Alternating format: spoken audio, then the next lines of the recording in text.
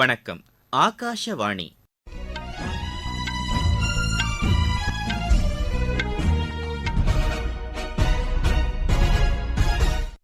செய்திகள் வாசிப்பவர் மணி துரைசாமி. தலைப்புச் செய்திகள். நடப்பு ஆண்டில் இந்தியா பல்வேறு சாதனைகளை படைத்திருப்பதாக பிரதமர் திரு நரேந்திர மோடி கூறியுள்ளார். பால் உற்பத்தியில் இந்தியா முதலிடத்தை பிடித்திருப்பதாக மத்திய அரசு தெரிவித்துள்ளது. பொதுத்துறை வங்கிகளின் செயல்பாடுகள் திருப்தி அளிப்பதாக உள்ளது என்று மத்திய நிதியமைச்சர் திருமதி நிர்மலா சீதாராமன் கூறியுள்ளார். அணு ஆயுத திறனை வலுப்படுத்த இருப்பதாக வடகொரியா அறிவித்துள்ளது. ஆசிய கோப்பை கால்பந்து போட்டிக்கான 26 பேர் கொண்ட இந்திய அணி அறிவிக்கப்பட்டுள்ளது. இனி விரிவான செய்திகள். நடப்பு ஆண்டில் இந்தியா பல்வேறு சாதனைகளை படைத்திருப்பதாக பிரதமர் திரு நரேந்திர மோடி கூறியுள்ளார். அகில இந்திய வானொலியில் இன்று ஒலிபரப்பான மக்களிடையே மனம் திறந்து பேசும் மன் கி பாத் நிகழ்ச்சியில் அவர் இதனை தெரிவித்தார். எனதருமை நாட்டு மக்களே, 140 கோடி பாரத நாட்டவர்களின் சக்தி என்னவென்றால், இந்த ஆண்டு நமது தேசமானது பல விசேஷமான சாதனைகளை படைத்திருக்கிறது.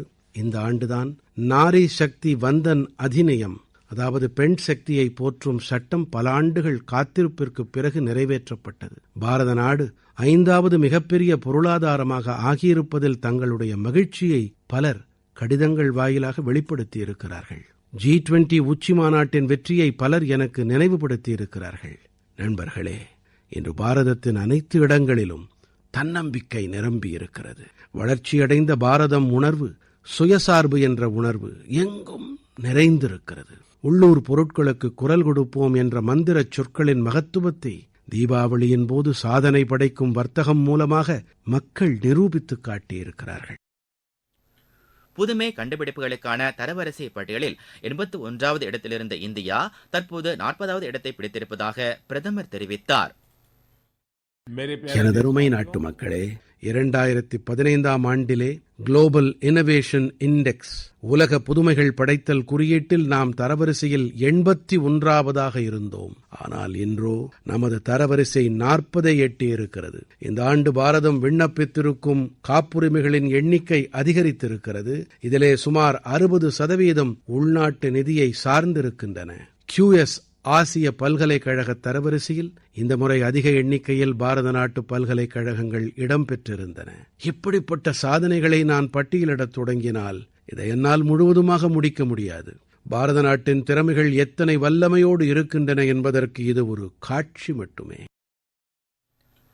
செயற்கை நுண்ணறிவு தொழில்நுட்பத்தில் கூடுதல் ஆராய்ச்சிகள் மேற்கொள்ளப்பட வேண்டியதன் அவசியத்தை அவர் வலியுறுத்தினார்.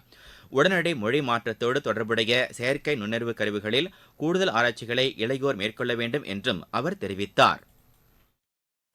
எனதருமை நாட்டு மக்களே, காசி தமிழ்ச் சங்கமத்தில் பங்கெடுக்க ஆயிரக்கணக்கான மக்கள் தமிழ்நாட்டிலிருந்து காசி வந்தார்கள் என்பதை நீங்கள் நன்கறிவீர்கள். அங்கே அவர்களோடு உரையாட நான் செயற்கை நுண்ணறிவு கருவியான பாஷினியை பொது மேடையில் முதன்முறையாக பயன்படுத்தினேன். மேடையிலே நான் ஹிந்தியிலே உரையாடினேன். ஆனால் இந்த செயற்கை நுண்ணறிவு கருவியான பாஷினி காரணமாக அங்கே இருந்து தமிழர்களால் என்னுடைய உரை உடனடியாக தமிழில் கேட்க முடிந்தது. காசி தமிழ் சங்கமத்திற்கு வந்திருந்த தமிழ் சகோதரர்கள் இந்த பரீட்சார்த்த முயற்சியால் மிகவும் உற்சாகமடைந்தார்கள். ஒருவர் ஒரு மொழியில் உரையாற்ற மக்கள் உடனடியாக அந்த உரையை தங்களுடைய மொழியில் கேட்கக்கூடிய நாள் தொலைவில் இல்லை. இதே போன்று திரைப்படங்களின் விஷயத்திலும் நடக்கும். அப்போது திரையரங்கில் அமர்ந்திருக்கும் மக்கள் செயற்கை நுண்ணறிவின் துணையோடு உடனடியாக மொழியாக்கத்தை கேட்டு ரசிக்க முடியும். இந்த தொழில்நுட்பம் நமது பள்ளிகளில், நமது மருத்துவமனைகளில், நமது நீதிமன்றங்களில் பரவலான முறையில் பயன்படுத்தப்படும் போது எத்தனை பெரிய மாற்றம் ஏற்படும் என்பதை கணக்கிட்டு பாருங்கள். உடனடி மொழிமாற்றத்தோடு தொடர்புடைய செயற்கை நுண்ணறிவு கருவிகளில் மேலும் ஆராய்ச்சி செய்யுங்கள். அவற்றை 100% பிசிறு இல்லாதவையாக ஆக்குங்கள் என்று நான் இன்றைய இளைஞர்களிடத்தில் வேண்டுகோள் விடுக்கிறேன். நாட்டின் விடுதலைக்காக போராடியவர்களில் தமிழகத்தைச் சேர்ந்த வீரமங்கை வேலு நாச்சியாரின் பங்கு முக்கியமானது என்று பிரதமர் கூறினார். எனதருமை நாட்டு மக்களே, அந்நிய ஆட்சிக்கு எதிராக போராடிய தேசத்தின் பல மகத்தான ஆளுமைகளில் ராணி வேலு நாச்சியாரும் ஒருவர். தமிழ்நாட்டின் என்னுடைய சகோதர சகோதரிகள் இன்றும் கூட வீரமங்கை வேலு நாச்சியாரின் பெயரை நெஞ்சில் பதித்து போற்றி வருகின்றார்கள். ஆங்கிலேயர்களுக்கு எதிராக ராணி வேலு நாச்சியார் எப்படி வீரத்துடன் போராடினார், தன்னுடைய பராக்கிரமத்தை வெளிப்படுத்தினார் என்பது பெரும் உத்வேகத்தை அளிக்க வல்லது. ஆங்கிலேயர்கள் சிவகங்கை சமஸ்தானத்தின் மீது போர் தொடுத்தபோது அந்த பகுதியின் அரசராக விளங்கிய இவருடைய கணவர் கொலை செய்யப்பட்டார். ராணி வேலு நாச்சியாரும் அவருடைய மகளும் எப்படியோ எதிரிகளிடமிருந்து தப்பினார்கள். ஒரு கூட்டமைப்பை ஏற்படுத்தும் வகையில் மருது சகோதரர்கள், அதாவது தன்னுடைய தளபதிகளோடு இணைந்து ஒரு படையை உருவாக்கி பல ஆண்டுகள் வரை அதை வலுப்படுத்தினார். பிறகு முழு தயாரிப்போடு ஆங்கிலேயர்களுக்கு எதிராக போர் புரிந்தார். மிகவும் நெஞ்சுரத்தோடும் உறுதிப்பாட்டு சக்தியோடும் போரிட்டார். முதன்முறையாக படையில் பெண்களுக்கென்று ஒரு தனிப்பிரிவை ஏற்படுத்தியோர் பட்டியலில் ராணி வேலு நாச்சியாரின் பெயர்தான் முன்னணி வகிக்கிறது. உடல் நலனை பராமரிப்பதைப் போல மனநலனும் பராமரிக்கப்பட வேண்டும் என்று கூறிய பிரதமர், இது தொடர்பாக சத்குரு ஜக்கி வாசுதேவ் மற்றும் கிராண்ட் மாஸ்டர் விஸ்வநாதன் ஆனந்த் தம்மிடம் தெரிவித்த கருத்துக்களையும் பிரதமர் இந்த நிகழ்ச்சியில் பகிர்ந்து கொண்டார். புத்தாண்டில் நாட்டின் வளர்ச்சிக்காக தொடர்ந்து பணியாற்ற நாம் அனைவரும் உறுதி ஏற்றுக்கொள்வோம் என்றும் திரு நரேந்திர மோடி கேட்டுக் கொண்டார். எனதருமை நாட்டு மக்களே, 2024ஆம் ஆண்டு இன்னும் சில மணித்துளிகளில் பிறக்கவிருக்கிறது. பாரத தேசத்தின் சாதனைகள் அனைத்து பாரத நாட்டவர்களின் சாதனைகள். நாம் 5 உறுதிப்பாடுகளை மனதில் கொண்டு பாரத நாட்டின் முன்னேற்றத்திற்காக தொடர்ந்து ஈடுபட்டு வர வேண்டும்.